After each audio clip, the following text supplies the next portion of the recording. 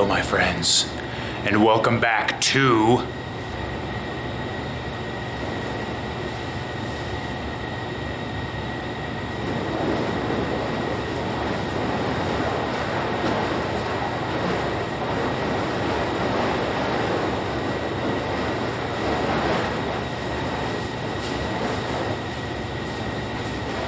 Fire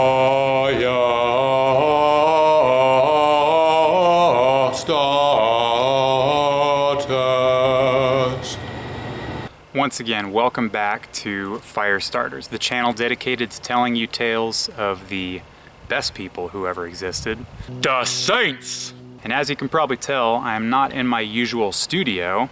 I am outside in the midst of my garden, which I think is appropriate because today's saint quoted, "The trees, the flowers, the plants grow in silence.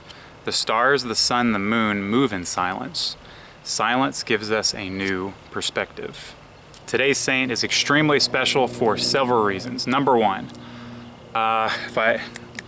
if I can remember what saint I'm talking about, let me get my notebook real quick.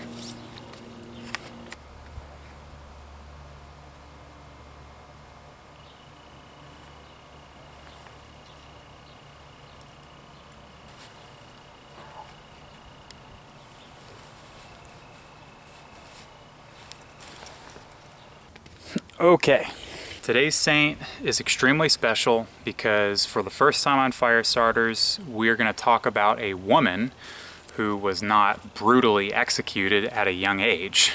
Like we had Joan of Arc.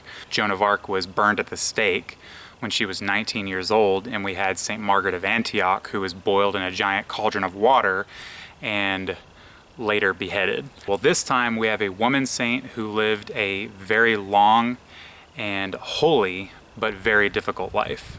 For this saint, we are traveling all the way back from the year 30 to 40 AD, where we left off with Saint Longinus, and we're traveling all the way back to the modern age, where she died in the year 1997.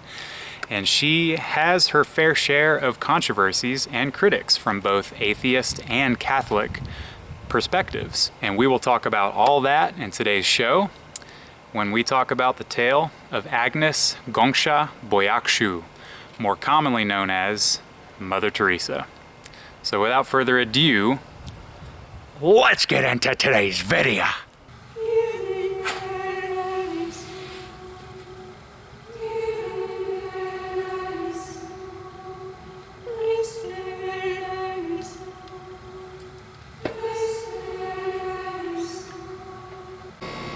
Alright, so as you can see, I changed locations because the sun was like shining right in my eyes. I was getting sweaty and it was just bad news bears. So I'm in a shadier location. Where do I even begin when talking about Mother Teresa? Because there is so much information out there about her. Movies, documentaries, biographies, just so much out there. So what I'm gonna do is what I usually do with saints, and I'm gonna talk about their childhood and move forward from there. Agnes Groeschel Boyakshu was born in Skopje, Macedonia on August 26, 1910. So where is Skopje, Macedonia? Well, let's take a look on Google Maps. Comes in okay with the sun. Here is Greece, right? The Mediterranean Sea. Here's the peninsula of Greece right here, and we move our way north, and we have Albania to the east, or excuse me, the west, and then we have North Macedonia. And here is Skopje, which is the capital of North Macedonia. She was born into a Catholic Albanian family, and she had two siblings, older siblings, brother Lazar and sister Ega. And her father's name was Nicola, and her mother was Dranafile. And I just did some research, and I guess it's pronounced Boyagiu as their last name instead of Boyakshu. If any of you are Albanian, feel free to yell at me for butchering the Albanian language. Her father Nicola was a very hard worker and worked in multiple different fields such as construction, medicine training. He was an entrepreneur, and he was deeply involved in the local church, and he instilled in his children the importance of practicing your faith, and he greatly valued the education of his children. In 1919, however, tragedy struck when Agnes was 8 years old and her father died of a sudden illness. and there are rumors that he may have been poisoned by some people that didn't really like him all that much. Now, I might be going out on a limb here, but generally speaking, when someone poisons you, it means they're not overly fond of you. Your friends aren't just gonna poison you as like a practical joke or something. Hey man, what are you doing? Shh. Poisoning Nicola's drink? It's gonna be hilarious. He's gonna be so mad. Now, after the death of their father, a difficult road lay ahead of the Boyajiu family. However, it also drew the family closer together as they had to rely on each other much more. Specifically, the relationship between Agnes and her mother Dranafile greatly increased. And Dranafile was known to be a pious and compassionate woman. And she greatly instilled the virtue of charity into Agnes and the rest of her children. She would often invite the city's destitute to her home to feed them meals. She would often tell Agnes things like, "Never eat a mouthful unless you are prepared to share it with others." This would have a profound effect on Agnes's life, as you will soon see. Now, as I mentioned earlier, the Boyajiu family was greatly involved in their local church, and as a girl, Agnes attended a convent-run primary school, and she sang in choir, often singing solos, so she was known to have a beautiful singing voice. And her church would take annual pilgrimages to the Church of the Black Madonna in Letnica, which was a town in the mountains of Kosovo, which is just north of Skopje. And in 1922, when Agnes was 12 years old, she embarked on one of these pilgrimages. Now, just a quick note about this pilgrimage, which still takes place every year to this day. Catholics, Orthodox, and Muslims all flock to Letnica for the Festival of the Black Madonna, which takes place on the Feast of the Assumption on August 15th. The Black Madonna is a center of attraction for the pilgrims, a statue of the Blessed Mother holding the child Jesus, carved over 400 years ago with blackened wood. People travel here to invoke the intercession of our Blessed Mother, and some people even travel from great distances barefoot or holding heavy stones, even holding rocks in their mouth as a form of penance. Hey man, should we do this? I mean, this might give me really bad diarrhea. Haha, hey. We shouldn't take this pilgrimage for granted. You know, you're right. This'll help make us bolder Catholics. It's a hard rock life for us. It's a hard rock life for us. Now, I encourage you guys to learn a little bit more about this amazing pilgrimage to Letnica, to the Black Madonna, and to even consider going yourself. And it was on one of these pilgrimages where Agnes felt her first call to religious life, or one of her first fiat moments, her call to action. In her late teens, her mother would finally allow her to pursue this call to religious life. When Agnes was learning about the different orders of religious nuns, she expressed a deep interest in the Sisters of Loreto out of Dublin, Ireland, because they would travel around the world to educate and serve poor people. And since she had grown up basically doing that, serving the poor in the community, she expressed a deep interest in that. Now, her older brother, who was an officer in the military at the time, was not overly fond of her becoming a Catholic nun, because in the early 1900s in Macedonia, Catholics were a minority and more at risk of persecution. So in his eyes, his little sister becoming a Catholic nun dressed in full habit would become an easy target. And so when she was packing her things to leave to join the convent, he tried to convince her not to join lest she be buried alive. And she simply responded, "You know something, big brother? You are not the only one who wears uniform. I am an officer too, but I am in the service of the Lord of the world." She knew that's what she wants to do. In 1928, when Agnes was 18 years old, she joined the Sisters of Loreto in Dublin, Ireland, and took the name Sister Mary Teresa, after Saint Therese of Lisieux. When people would ask her who she took her name after, she would reply, "The little one," referring to Saint Therese of Lisieux, the little flower, as opposed to the big one, which was Saint Teresa of Avila. So she took her name after the little flower, Saint Therese. In 1931, during her novitiate, she traveled to Darjeeling, India, where she took her first vows. And since she expressed a deep love and dedication to teaching, she was sent to teach at St. Mary's High School for Girls in Calcutta, India, dedicated to teaching girls from extremely poor families. And during her time, she learned how to speak 2 languages, Bengali and Hindi, fluently. On May 24th, 1937, she professed her final vows of chastity, poverty, and obedience. And this is when she took the official title Mother, per the custom of the Sisters of Loreto. And she would continue to teach at St. Mary's in Calcutta for years, until she eventually became the school principal. So now she's known as Mother Teresa, and having spent several years in Calcutta, something has been stirring inside of her heart.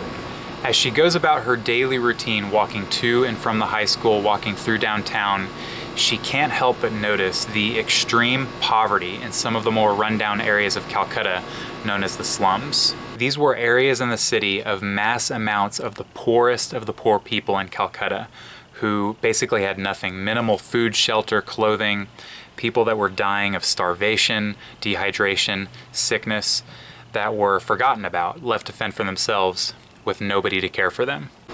As she observed this extreme poverty on a daily basis, she felt a deep longing to go out and help those people in the slums. However, because she had taken a vow of obedience and that she was assigned to teach at the high school, she obediently and proudly embraced the duty given to her by her superiors. As she continued teaching, she sought not only to educate her students, but to lead them to Christ. And she wrote in prayer, "Give me the strength to be ever the light of their lives, so that I may lead them at last to you." Things would change just a little bit, however, on September 10th, 1946, when Mother Teresa had another fiat moment. On a train from Calcutta to Darjeeling for a retreat, she heard a voice telling her, "My little one, come. Come carry me into the halls of the poor. Come be my light. Come give me the souls." She immediately determined this to be the voice of God himself telling her, "You know that longing that you felt for the poor in Calcutta? I want that to be your new mission." Now, as I mentioned earlier, she still understood that she took a vow of obedience and she could not simply just leave her teaching career to go out and to serve the poor.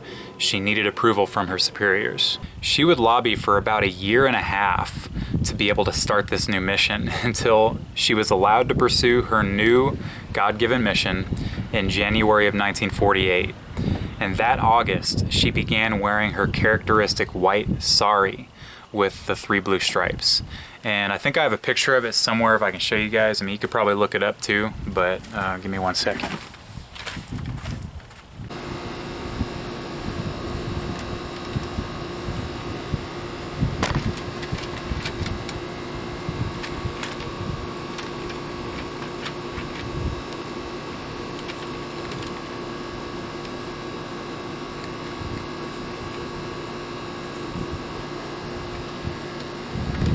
Okay, well, I couldn't find the picture, but I'll explain to you what the white sari signifies. The 3 blue borders of the sari signify the 3 vows.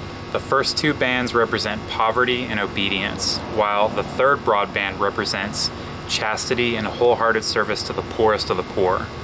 This unique pattern is a registered trademark with the government of India's trademarks registry, and no one can use that border design without the permission from the Missionaries of Charity, but we'll get to that later. Mother Teresa would wear this sari in public for the rest of her life, and after receiving several months of some basic medical training, she was sent back to Calcutta with the mission of aiding the unwanted, the unloved, and the uncared for. And she actually convinced the city of Calcutta to donate an old building to her cause, and she used it to establish a home for the dying. She also established an open-air school, and she also enlisted the help of some of her former pupils and teachers at St. Mary's, which was the high school that she used to teach at in Calcutta. Now, Mother Teresa's love for teaching remained throughout all of her life. Before she had a building, before she had any materials, she would teach the poor by taking a stick and just writing on the dirt on the ground. She's the perfect example of using what you have to the best of your ability. Her unquenchable zeal inspired so many of the people who worked with her, and her congregation grew larger and larger, and eventually, in October 7th of 1950, her congregation officially became recognized by the church, and Mother Teresa called it the Missionaries of Charity. And from the 1950s onward, the Missionaries of Charity would receive many more recruits and donations from around the world, and Mother Teresa would go on to establish a leper colony, an orphanage, a nursing home, a family clinic, and several mobile health clinics. Her leper colony started out as a simple vehicle that would just drive around Calcutta looking for the lepers and care for them. And the colony eventually became an established facility and became known as the City of Peace. The Missionaries of Charity would eventually expand outwards from Calcutta when Mother Teresa visited the nearby town of Kalighat, and she begged a police commissioner to give her a room to care for the dying, and she was given a wing in a rest house for pilgrims attached to the temple of the goddess Kali, and she named it Nirmal Hriday, which is Hindi for Place of the Pure Heart. I don't know if I pronounced that properly. It was named in honor of the Immaculate Heart of Mary. In February of 1965, Pope Paul VI bestowed the degree of praise upon the Missionaries of Charity, and he gave Mother Teresa his car, which was a white Lincoln, like a really expensive vehicle, and she just auctioned it off just to raise more money for the poor. I like a new Lincoln with all of its class. Take it away, Mama T. I sell it to feed the poor and then go to Mass. After Mother Teresa and the Missionaries of Charity received this worldly recognition from the Pope, the Missionaries of Charity would begin expanding worldwide. In 1971, Mother Teresa opened a house of charity in New York City. In 1982, she secretly traveled to Beirut, Lebanon, and crossed the border between Christian East and Muslim West to minister to children of both faiths. During the war, she rescued orphans from bombed buildings. This is a Marvel comic book from 1984 on Mother Teresa, and it follows this cable news team. Nick Bussati with World Cable News. Beirut of '82.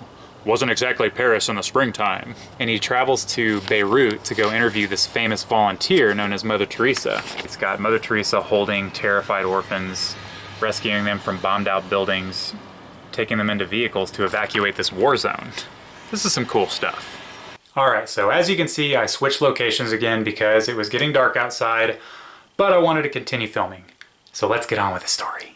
In 1985, Mother Teresa also opened up a hospice for patients dying of HIV/AIDS in Greenwich Village in New York City, and she called it the Gift of Love. Now these achievements are just scratching the surface with Mother Teresa. By the time of her death in 1997, the Missionaries of Charity grew to over 4,000 nuns and thousands more lay volunteers, 610 foundations, and 123 countries. She was given prestigious awards from multiple countries. Along with the Degree of Praise Award for the Missionaries of Charity, Mother Teresa was awarded the Jewel of India, which is the highest award given to Indian civilians. She was awarded the Gold Medal of the Soviet Peace Committee after she visited Chernobyl after the famous nuclear disaster. She was awarded the Medal of Freedom by President Reagan on May 23, 1985, and she was awarded the Nobel Peace Prize on December 10, 1979 in Oslo, Norway. So a funny thing about when she was awarded the Nobel Peace Prize, they had planned this elaborate banquet, and she told them just cancel the banquet and use the money to serve the poor. Mother Teresa was also extremely outspoken when it came to defending the unborn. On February 3, 1994, just a couple years before her death, she gave an address at the National Prayer Breakfast in Washington, D.C. in front of President Clinton and his wife Hillary. She said, quote, "By abortion, the mother does not learn to love, but kills even her own child to solve her problems. And by abortion, that father is told that he does not have to take any responsibility at all for the child he has brought into the world. The father is likely to put other women into the same trouble. So abortion just leads to more abortion. Any country that accepts abortion is not teaching its people to love, but to use any violence to get what they want. This is why the greatest destroyer of love and peace is abortion."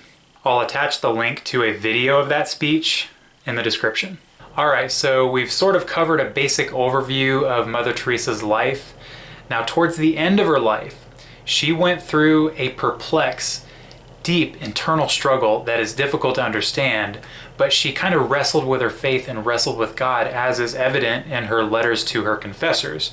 And we will talk about that in just a second. But first, I want to talk a little bit about what people who worked with Mother Teresa actually thought about her. Sister Andrea, who was one of the religious sisters with Missionaries of Charity and one of Mother Teresa's counselors, said, "For Mother," referring to Mother Teresa, "it was important to see God in a person, as she said, to give people their dignity back, which was often buried, invisible, perhaps even to themselves. Every time she got in contact with people, she gave us this charge: no one must go away from you without being a little happier, without receiving some kind of help." A famous photographer from India known as Raghu Rai, and I'm not sure if I'm pronouncing that properly, and if any of you don't know who he is, if you've ever read a picture book of Mother Teresa or looked at famous photos, chances are he took those photos. He's this amazing photographer who was able to capture these incredible moments of Mother Teresa. And he said, and I'm kind of paraphrasing, that whenever he would meet with Mother Teresa, he had to clean himself up. He said, she wouldn't look at you, she would look in you. She would look into your soul, into your mind, into your heart. And so you had to kind of clean yourself up in order to prepare yourself to meet with this great lady. He also said that that is the mark of a great saint, that they can restore you to your true self. Now, there was also a priest by the name of Benedict Groeschel, who was a Franciscan friar who talked about his experience working with Mother Teresa when she would travel to the United States. And just a quick background about Father Groeschel: he was a Franciscan friar, a retreat master, author, psychologist, and he hosted a television show, Sunday Night Prime, broadcast on EWTN. He explains how Mother Teresa was extremely difficult to work with. In his testimony in Mother Teresa's Cause for Beatification, he mentions a story of how Mother Teresa called him one time, asking for him to put on a conference for the sisters. And when he asked when, she said, "Tomorrow." And frustrated, thinking it's going to be really difficult to put on a conference in short notice, he replies, "Okay, where's it going to be?" Thinking it might be in the Bronx or somewhere close to where he lives. And she just replies, "Washington, D.C." He said she was difficult to work with, but she always did what she believed was the will of God. He then goes on to explain that being difficult to work with was a strong characteristic of Christ himself. He says Jesus didn't ask his disciples what they thought about taking a trip to Jerusalem. He simply said, "We're going to Jerusalem." Hey gang, I was thinking, what if we stop what we're doing and just go straight to Jerusalem, huh? Old J-Town, what do you say, huh? Okay, first of all, Rabbi, Alpha and Omega, the way, the truth, and the life, my Lord and my God. The sun's in my eyes. I'm wearing black, which I don't think any of the disciples ever wore black. Why am I wearing black? It's hot out. Can't we just go inside, order some pizza, and watch Netflix? There's nowhere in the Gospels where a conversation like that took place. And I would also like to apologize to all of you guys because Jesus, our Lord, did not look like that either. Now, Mother Teresa was not Jesus, obviously, as none of us are or will even come close. However, the more we nurture our relationship with Christ, the more resolute we will become in performing the will of the Father. Father Groeschel goes on to compare working with Mother Teresa to paddling a canoe next to the Queen Mary as it steams along under the Verrazano Bridge. He says, "I was always outclassed." On that note, I want to talk just a little bit about some of the hard critiques of Mother Teresa. When I was researching about her, I was a little bit surprised to find quite a bit of videos sort of defaming her or, debunking the myths of Mother Teresa. Videos and documentaries titled things like "The Ugly Truth About Mother Teresa" or "The Untold Story of Mother Teresa." And these criticisms, I found, came from a variety of sources, including atheists, Christian, Catholic perspectives. And we'll start with the critiques from the atheist point of view. One of the most prominent voices of opposition against Mother Teresa was famous atheist Christopher Hitchens. He was also arguably the most prominent atheist voice of the late 20th century. And in his documentary, Hell's Angel, he makes 3 basic points. Number 1, he argues that Mother Teresa didn't properly help the poor. She just used them to further a Catholic agenda. He kind of argues she was a friend of poverty, not the poor. So she was kind of putting on the show rather than actually helping poor people. He also highlights that the conditions of her facilities was poor, such as they didn't sanitize anything, they would wash needles in cold water, or they didn't give their patients painkillers, or that they baptized the dying without their consent.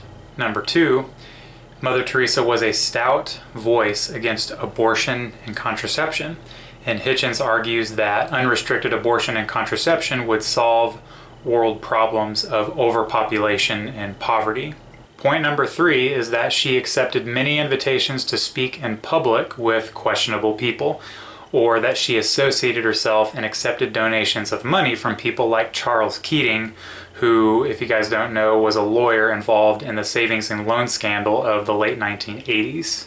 Now, these are the sort of points of view that I gathered from the Christopher Hitchens view on Mother Teresa, and I will give my feedback from my own Catholic perspective, and you guys feel free to critique me all you want. Regarding the opinion that she didn't really care about the poor, but kind of used them, right? There's a story about a baby, a starving baby, and she took the child to this bakery, and she was begging for food for the baby, and the baker spat in her face. And she just kind of looked at the baker and said, "Well, thank you for that gift. Now please something for the child." I mean, she had no personal possessions. She gave every dime she made toward bettering the facilities, toward expanding the Missionaries of Charity. I can't fathom the opinion that she didn't truly care about the poor, because the saying actions speak louder than words. She wasn't one to encourage publicity on herself. She didn't demand that. She often shunned people with cameras and stuff and told them, "I'm busy right now, I have work to do." Regarding the conditions of her facilities, like they would wash needles in cold water and all that, Mother Teresa was a huge advocate of detachment from technology. She did not want her patients or her workers, her religious sisters, relying on technology. They wanted to separate themselves from it as much as possible, even if it meant some medical technologies. Mother Teresa also didn't want to be given painkillers. She didn't want her patients being given painkillers because she knew that you would become dependent on the painkillers. She had this insight of addiction, right? I mean, look at our world today. We are addicted to technology. And if you've ever looked into how many American war veterans are addicted to painkillers, it's pretty scary. And I think Mother Teresa had this insight. Now again, this is just my opinion, and she wanted her patients and her workers to be attached to Christ alone, not to worldly things. I also just think Mother Teresa was teaching her people not to be afraid of suffering. I mean, you hear scripture verses about suffering everywhere. In Philippians 1:29, St. Paul says, "To you has been granted for the sake of Christ, not only to believe in him, but also to suffer for him." In Romans chapter 8, 16 through 18, it says, "The Spirit itself bears witness with our spirit that we are children of God, and if children, then heirs, heirs of God and joint heirs with Christ, if only we suffer with him, so that we may also be glorified with him. I consider that the sufferings of this present time are as nothing compared with the glory to be revealed to us." When her patients would come to her complaining about like back pain or whatever, Mother Teresa would often reply to them, "Give it to Jesus." Regarding the second point about abortion, now, correct me if I'm wrong, but if you're an atheist, chances are you don't believe in a supreme being who not only reigns over us, but cares deeply about each and every one of us, that loves us and gives us all a purpose in life. So if you don't believe that, then you're probably not going to care if a mother were to abort to kill her unborn child. There's a lot more to say on this issue, but for the sake of the length of this video, which is already probably getting too long, I'll say this. Read Jeremiah 1:5, and I'll pray for you. And please pray for me. All right, regarding the third point about how Mother Teresa had quote-unquote shady money deals with people like Charles Keating, or she associated herself with this person or that person who did this bad thing.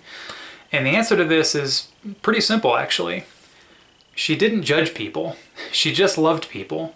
And I think Through her associations with people, she hoped that she could be a vessel of God's will somehow to those people. She could minister. And that's what a disciple of Christ does. We're so good at judging each other. I mean, why do you think we love watching shows and movies? The whole time we're watching a movie, we're just judging. We're judging everything except for ourselves. So Mother Teresa was a great example of love, not judge. As far as I'm concerned with money, she saw money and she was just like, I can use this to serve the poor.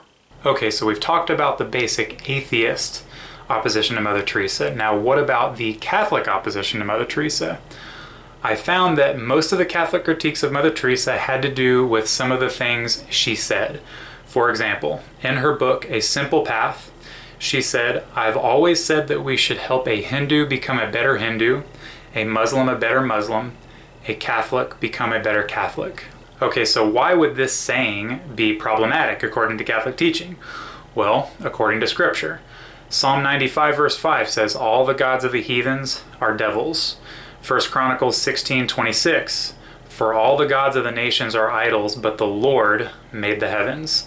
1 Corinthians 10:20, but the things which the heathen sacrifice, they sacrifice to devils and not to God. And I would not that you should be made partakers with devils. And Christ himself said, I am the way, the truth, and the life. No one comes to the Father except through me. Now, before we accuse Mother Teresa of blasphemy, I just think we should take a step back and ask some questions.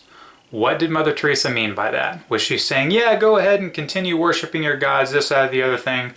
Or was she saying, rather than tell you how to live, I want to inspire you to become a Christian by observing how a true Christian lives her life? Now, there were also reports that the Missionaries of Charity would administer certain ritualistic things to the dying, such as water from the Ganges River for the Hindus or readings from the Quran for Muslims. Now, there are also reports that Mother Teresa herself would actually spend time in Buddhist temples and she would be praying. Now, again, we need to ask questions. What was she doing? Was she praying to Buddha, or was she praying to our Lord Jesus? Was she praying for the conversion of all sinners? Now, if Mother Teresa actually participated in other religions, if she worshipped false gods, or if she encouraged others to continue in their ways rather than leading them to Christ, then yes, that would absolutely be problematic. But the thing is, there are a million questions we have to ask. What were the intentions? What actually went down? Here's what we do know. This is just a basic rundown of Mother Teresa's daily schedule. So she would wake up at about 4 a.m. She would go to morning prayers and daily mass from 5 a.m. to 6:30 a.m., have breakfast, and then all morning and into the afternoon was a time for work for the poor. They would have lunch at about 12:30, and then from 2:30 to 3 p.m. was a time for spiritual reading and meditation. From 3:15 to 4:30, adoration. 4:30 to 7:30 p.m. was more work for the poor. They would have dinner at about 7:30, and from 9 to 9:45 was a time for night prayers, and then 9:45 was bedtime. Now that's just a rough schedule of what the religious sisters at the Missionaries of Charity would follow every day. And that's like 4 hours of prayer a day, and that's not even counting the additional time Mother Teresa probably put in either praying or serving the poor, staying up later, waking up earlier, etc. Sounds like they took seriously the words of Jesus in Matthew chapter 25, verses 31 through 40, when he said, for I was hungry and you gave me food, thirsty you gave me drink, a stranger and you welcomed me, naked and you clothed me, ill you cared for me, in prison and you visited me. And he concludes by saying, amen, I say to you, whatever you did for the least of my brethren, you did it for me. I'm just saying, before we go and judge someone else for all of their imperfections, however many or few they are, we should probably pause for a second and ask the question, am I doing what I need to be doing to serve God and others? And that is one of the key elements of humility. All right, so now I turn the lights off and I will explain why. Earlier in the video, I talked about how Mother Teresa went through a kind of mysterious darkness and a wrestling with God. And that was evident in the letters that she wrote to her confessors. And I will read off some of these letters. Father, I realize that when I open my mouth to speak to the sisters and the people about God, it brings them joy and courage, but I get nothing of it. Inside, it is all dark and feeling like I am totally cut off from God. She would go on to write more letters like this, describing that she was stuck in darkness or trapped in a tunnel. Our Lord thought it better for me to be in the tunnel, so he is gone again, leaving me alone. Upon reading these words of Mother Teresa, her confessor, Father Albert Huart, mentions a writing by St. John of the Cross referring to souls that are very advanced in their relationship with God. And St. John of the Cross refers to this as the night of the senses and the night of the spirit, also called the dark night of the soul. An exorcist priest named Father Chad Ripperger talks about this specifically in his video, The Levels of Prayer, and I will post a link to that video in the description. And he describes the dark night of the soul as a time when God allows you to feel a profound, intense sense of his absence. I think of the saying, absence makes the heart grow fonder. If any of you are in the military and have been deployed away from your spouse or from your children, you know that feeling. It's an intense sense of longing, and you never know truly how much you love something or someone until you lose them. So it's a way that God allows us to feel the separation from his goodness to draw us closer to him. We're getting into some really deep theological stuff here, but if you guys want to learn more, then watch the video with Father Ripperger that I posted in the description. Many, including her confessor Father Albert Huart, believed that Mother Teresa was experiencing this dark night of the soul. In 1996, Mother Teresa suffered 3 heart attacks within a few days, and some of her last words included, "So many unanswered questions live within me. I'm afraid to uncover them because of the blasphemy. If there be God, please forgive me." She died on September 5th, 1997, in Calcutta. Pope John Paul II began the canonization of Mother Teresa in 1999, just 2 years after her death. Now, normally, 5 years must pass before a person is considered for canonization. However, John Paul II waived the last 3 years, which was the first time that it happened in the modern canonization process. In 2002, the first miracle was attributed to Mother Teresa when a woman named Monica Bezra of India was miraculously cured of cancer on the first anniversary of Mother Teresa's death in 1998. She was beatified, and that means she became Blessed Teresa of Calcutta. So if any of you don't know, the order of canonization goes Servant of God, Venerable, Blessed, and then Saint. So she was beatified in 2003 in St. Peter's Square on October 19th. And in 2015, the second miracle was attributed to her when a man in Brazil was cured of several brain tumors after having been in a coma, and his wife prayed for the intercession of Blessed Mother Teresa to heal her husband. And on September 4th, 2016, Blessed Teresa of Calcutta was canonized Saint Teresa of Calcutta. Alright y'all, so we have finally reached the end of this video. I will close with just a couple of words of wisdom of Mother Teresa, and she has many words of wisdom, but here are some of my favorites. She said, "It is necessary for us to have that very close contact with Christ and the Blessed Sacrament, because Jesus in the appearance of bread and Jesus in the appearance of the broken bodies of our poor is the same Jesus." The way I interpret that is she's giving us 3 basic instructions, and that is go to Mass, go to adoration, and serve the poor. She also famously said, "If you want to make the world a better place, take a look at yourself and make a change." That's Michael Jackson. She actually said, if you want to change the world, go home and love your family. Hold on, one more time.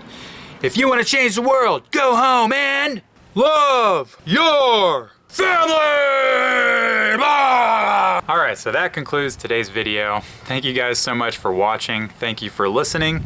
Please like and subscribe. And please give me your feedback in the comments section. I would genuinely love to know your opinion on Mother Teresa, or your opinion on all the controversies associated with Mother Teresa. It's the only way I can grow and become better. So once again, thank you so much. Please pray for me, as I will be praying for you. Yeah. Okay, bye.